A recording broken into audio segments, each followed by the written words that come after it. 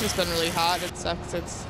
I get dehydrated. Dehydrated after days outside in the extreme heat. And headed into this weekend, Jolynn Schaefer knows others could be in bigger trouble. Especially the older people that are homeless and stuff, or like alcoholics and stuff like that. Just like people that don't take care of themselves as much. One of the biggest heat-related threats to Portland's homeless made an appearance on the city's skyline this morning. Smoke billowed up from this camp at Southeast Morrison and MLK. That tent burned to the ground. This time of year, firefighters get calls from homeless camps at least once a week. When it's really hot and dry like this, if they dump coals anywhere or don't pour water on it, completely extinguishing it, that can smolder and continue to grow. Campers say it can happen fast. So I know from just broken glass or anything, or even glass or anything shiny, just laying out in the sun with dry grass, it gets hot, it'll catch fire.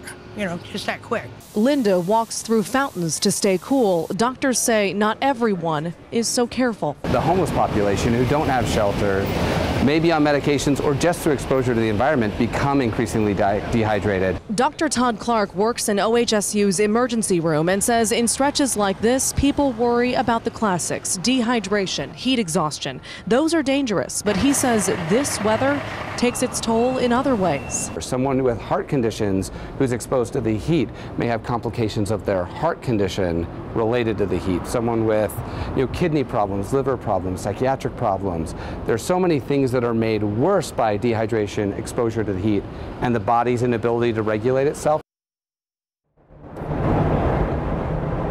Yeah, the risks just stack up around this time of year. Now, it's important to note that everyone we talked to today is pointing people, if they need help, toward cooling centers that are available across the area, often supplied by your local county. So we have lists at kgw.com.